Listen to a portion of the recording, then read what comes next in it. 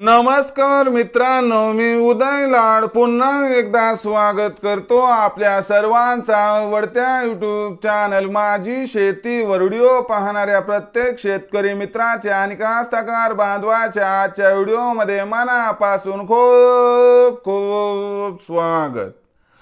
मित्रांनो, thumbnail पाहितलं, title वाचलं, होय मित्रांनो, सामान्य सोयाबीन उत्पादक कास्तकार बांधवांचा सर्वात महत्त्वाचा सवाल की अखेर 30 एप्रिल पर्यंत आता देशांतर्गत बाजारामध्ये जास्तीत जास्त किती वाढणार सोयाबीनचा बाजारभाव।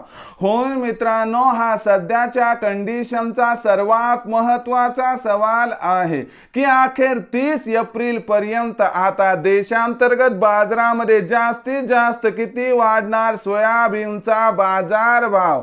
हा सवाल तुमच्या मनातला आहे, हा सवाल माझ्या मनातला आहे। आज भारत वर्षातील सामान्य सोयाबीन उत्पादक कास्तकार बांधव या ठिकाणी विचारत आहे की अखेर 30 एप्रिल पर्यंत आता देशांतर्गत बाजारामध्ये जास्तीत जास्त किती वाढणार सोयाबीनचा बाजारभाव।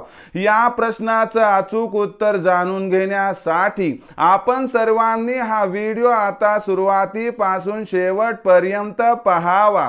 हा व्हिडिओ शेवटपर्यंत पाहत असताना जर आपल्याला मनापासून आवडला तर जरूर या व्हिडिओला या ठिकाणी एक लाईक करा। जास्तीत जास्त कास्तकार बांधवांपर्यंत हा व्हिडिओ पाठविण्यासाठी या व्हिडिओला या ठिकाणी जरूर शेअर करा। सबस्क्राइब करून जरूर नोटिफिकेशन बेलला ऑल करा, यामुळे येणारा प्रत्येक व्हिडिओ हा आपणास या ठिकाणी मिळत राहतो।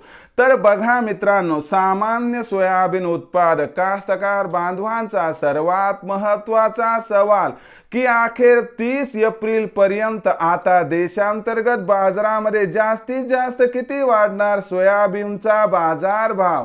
या प्रश्नाचं अचूक उत्तर जाणून घेण्यासाठी सध्या देशांतर्गत आणि आंतरराष्ट्रीय बाजारामध्ये काय आहे सोयाबीनची बाजारभाव पातळी, सध्या देशांतर्गत आणि आंतरराष्ट्रीय बाजारामध्ये काय आहे सोयाबीनची मागणी आणि पुरवठ्याची स्थिती आणि या सर्वांचा परिणाम आता 30 एप्रिल पर्यंत देशांतर्गत बाजारामध्ये सोयाबीनच्या भावावरती कसा होणार आणि या परिणामामुळे आता 30 एप्रिल पर्यंत देशांतर्गत बाजारामध्ये जास्तीत जास्त किती वाढणार सोयाबीनचा बाजारभाव। चला बघूया। जर आजच्या कंडिशनचा विचार केला तर आजच्या कंडिशनमध्ये जागतिक स्तरावरती सोयाबीनची जी बाजारभाव पातळी आहे ही बाजारभाव पातळी $11.5 ते $12 प्रति बुशेलच्या दरम्यान दिसत आहे।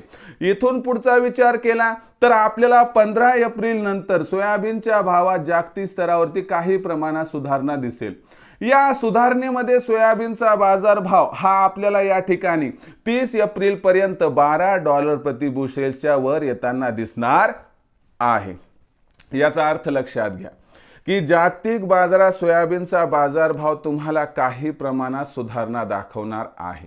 या सुधारणेमुळे कुठेतरी देशांतर्गत बाजारात सुद्धा सोयाबीनचा बाजारभाव वाढण्याची शक्यता दिसत आहे।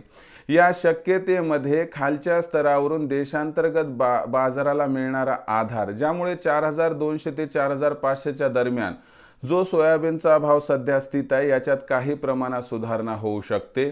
शिवाय 30 एप्रिल पर्यंत देशांतर्गत बाजारामध्ये सोयाबीनची विक्री कमी झाल्यामुळे सोयाबीनच्या भावाला काही प्रमाणात आधार मिळू शकतो। या आधारामुळे आपल्याला 30 एप्रिल पर्यंत सोयाबीनच्या भावात कमीत कमी 100 ते जास्तीत जास्त 200ची तेजी दिसू शकते आणि बाजारभाव पातळी सुधारून 4300 ते 4700च्या दरम्यान स्थिरावण्याची शक्यता व्यक्त केली जात आहे।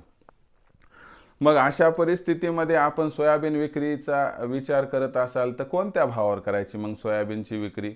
तर लक्षात घ्या मित्रांनो, 4600चा बेंचमार्क लक्षात ठेवा। इथून पुढे कधीही 4600चा भाव जर आपणास मिळाला तर इथं 50% सोयाबीनची विक्री करा आणि शिल्लक असणारं जे 50% सोयाबीन आहे ते तिथून 100-200च्या तेजीमध्ये विक्री करून टाका, ज्यामुळे आपला फायदा होईल. आणि एक गोष्ट लक्षात ठेवा की भविष्यात देशांतर्गत बाजारामध्ये सोयाबीनच्या बाजारभावात प्रचंड तेजी येण्याची अजिबात शक्यता नाही. म्हणून प्रत्येक तेजीमध्ये टप्प्याटप्प्यानं जर सोयाबीनची आपण विक्री केली तर मला वाटते आपला होईल या ठिकाणी 100% फायदा. मग भविष्यात आता देशांतर्गत बाजारामध्ये काय राहणार, सोयाबीनचा बाजारभाव याबद्दल अधिक माहिती प्राप्त करण्यासाठी पाहत रहा आवडतं यूट्यूब चॅनल माझी शेती. आवडला असणारा हा व्हिडिओ तात्काळ लाईक करा, सामान्य कास्तकार बांधवांपर्यंत पाठवण्यासाठी शेअर करा, सबस्क्राईब करून जरूर नोटिफिकेशन बेलला ऑल करा. यामुळे येणारा प्रत्येक व्हिडिओ हा आपणास या ठिकाणी मिळत राहतो. तर मित्रांनो, अशाच एका नवीन व्हिडिओसह मी आपला मित्र उदय लाड आपल्या सर्वांच्या आवडत्या यूट्यूब चॅनल माझी शेतीवर मिळत राहील. तोपर्यंत माझ्या प्रत्येक शेतकरी मित्राचे आणि कास्तकार बांधवाच्या आजच्या व्हिडिओमध्ये मनापासून खूप खूप आभार.